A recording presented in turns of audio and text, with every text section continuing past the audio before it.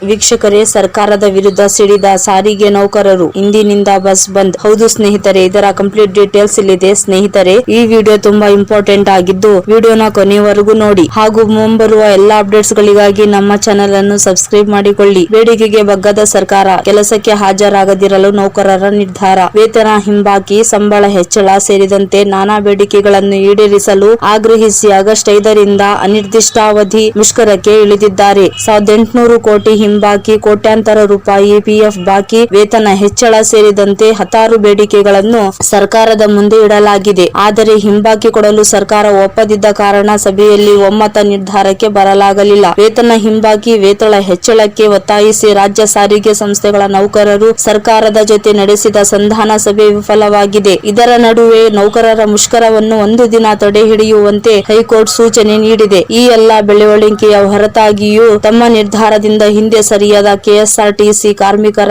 ಸಂಘಟನೆಗಳ ಜಂಟಿ ಕ್ರಿಯಾ ಸಮಿತಿ ಬೆಳಿಗ್ಗೆಯಿಂದಲೇ ಮುಷ್ಕರಕ್ಕಿಳಿದಿದ್ದಾರೆ. ಇದರಿಂದ ರಾಜ್ಯಾದ್ಯಂತ ಬಸ್ಗಳ ಸೇವೆ ವ್ಯತ್ಯಯವಾಗಿ 1 ಕೋಟಿಗೂ ಹೆಚ್ಚು ಪ್ರಯಾಣಿಕರು ಪರದಾಡುವ ಆತಂಕ ಎದುರಾಗಿದೆ. ಬೆಳಿಗ್ಗೆ 6 ಗಂಟೆಯಿಂದಲೇ ಸಾರಿಗೆ ನೌಕರರು ಮುಷ್ಕರ ಆರಂಭಿಸಿದ್ದು 4 ನಿಗಮಗಳ ಬಸ್ಗಳ ಸಂಚಾರ ಸ್ತಬ್ಧಗೊಂಡಿವೆ. ಬೆಂಗಳೂರು, ಮೈಸೂರು, ಕಲಬುರಗಿ, ದಾವಣಗೆರೆ, ಹಾಸನ, ಬೆಳಗಾವಿ, ಚಿಕ್ಕಬಳ್ಳಾಪುರ, ಹಾವೇರಿ ಸೇರಿದಂಗೆ ರಾಜ್ಯಾದ್ಯಂತ ಜಿಲ್ಲೆಗಳಲ್ಲಿ ನೌಕರರು ಕೆಲಸಕ್ಕೆ ಹಾಜರಾಗದೆ ಪ್ರತಿಭಟನೆಗೆ ಧುಮುಕಿದ್ದಾರೆ. ಆದರೆ ಕೆಲವೆಡೆ ಪ್ರಯಾಣಿಕರಿಗೆ ಬಸ್ ಬಂದ್ ಬಿಸಿ ತಟ್ಟಿಲ್ಲ. ಏಕೆಂದರೆ ತುರ್ತು ಕಾರ್ಯಗಳಿಗೆ ಪ್ರಯಾಣಿಕರು ಖಾಸಗಿ ಬಸ್, ಟ್ರಾವೆಲ್ಸ್, ಆಟೋ, ಟ್ಯಾಕ್ಸಿ ಮೊರೆ ಹೋಗುತ್ತಿದ್ದಾರೆ. ಈ ನಡುವೆ ಹೈಕೋರ್ಟ್ ಆದೇಶದ ಕುರಿತು ಕಾನೂನು ತಜ್ಞರ ಸಲಹೆ ಪಡೆಯಲು ಜಂಟಿ ಕ್ರಿಯಾ ಸಮಿತಿ ನಿರ್ಧರಿಸಿದೆ. ಬೆಳಿಗ್ಗೆ 10 ಗಂಟೆಗೆ ಸಮಿತಿ ಪದಾಧಿಕಾರಿಗಳ ಸಭೆ ನಡೆಸಿ ಮುಷ್ಕರದ ಕುರಿತು ಅಂತಿಮ ತೀರ್ಮಾನ ಕೈಗೊಳ್ಳಲಾಗುವುದು ಎಂದು ಸ್ಪಷ್ಟಪಡಿಸಿದೆ. ಒಂದು ವೇಳೆ ಕ್ರಿಯಾ ಸಮಿತಿ ಪೂರ್ವ ನಿರ್ಧಾರದಂತೆ ಮುಷ್ಕರಕ್ಕೆ ಇಳಿದರೆ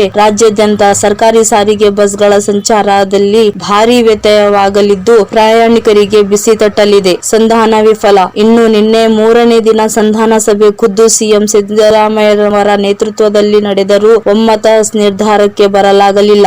38 ತಿಂಗಳ ಹಿಂಬಾಕಿ 1800 ಕೋಟಿ ಕೊಡಲು ಸಾಧ್ಯವಿಲ್ಲ ಎಂದು ಸಿದ್ದರಾಮಯ್ಯನವರು ಹೇಳಿದ್ದಾರೆ. ಇದಕ್ಕೆ 800 ಕೋಟಿ ರೂಪಾಯಿ ಆದರೂ ಈಗ ಪಾವತಿಸಿ ನಂತರ ಕಂತಿನ ರೂಪದಲ್ಲಿ 1,000 ಕೋಟಿ ರೂಪಾಯಿ ಕೊಡುವಂತೆ ಮನವಿ ಮಾಡಿದಾಗ ಸಿಎಂ ಇದಕ್ಕೆ ಒಪ್ಪಲಿಲ್ಲ ಎನ್ನಲಾಗಿದೆ. ಹೀಗಾಗಿ ಸಭೆಯು ವಿಫಲವಾಗಿದ್ದು ಕಾರ್ಮಿಕರ ಮುಖಂಡ ಮುಷ್ಕರದ ಘೋಷಣೆ ಮಾಡಿದರು. ಇನ್ನು ಸಿಎಂ ಸಭೆಗೂ ಮುನ್ನವೇ ಸಾರಿಗೆ ಇಲಾಖೆ ಆಗಸ್ಟ್ 4ರಿಂದಲೇ ಸಾರಿಗೆ ನೌಕರರ ರಜೆಗಳನ್ನು ರದ್ದುಗೊಳಿಸಿದೆ. ಅನಿವಾರ್ಯ ಸಂದರ್ಭಗಳನ್ನು ಹೊರತುಪಡಿಸಿ ಉಳಿದೆಲ್ಲ ರಜೆಗಳನ್ನ ರದ್ದುಗೊಳಿಸಲಾಗಿದೆ. ಅನಿವಾರ್ಯವಿದ್ದರೆ ವಾರದ ರಜೆಗಳನ್ನು ಕಡಿತಗೊಳಿಸಿ ಕರ್ತವ್ಯಕ್ಕೆ ನಿಯೋಜಿಸಿ. ಒಂದು ವೇಳೆ ಕೆಲಸಕ್ಕೆ ಬಾರದಿದ್ದರೆ ಅವರ ವೇತನ ಕಟ್ ಮಾಡುವಂತೆ 4 ನಿಗಮಗಳ ಅಧಿಕಾರಿಗಳಿಗೆ ಸೂಚನೆ ನೀಡಿದೆ. ಇದಾಗಿತ್ತು ಇವತ್ತಿನ ಅಪ್ಡೇಟ್. ಮುಂದಿನ ಅಪ್ಡೇಟ್ಗಳಿಗಾಗಿ ನಮ್ಮ ಚಾನೆಲ್ ಅನ್ನು ಸಬ್ಸ್ಕ್ರೈಬ್ ಮಾಡಿಕೊಳ್ಳಿ.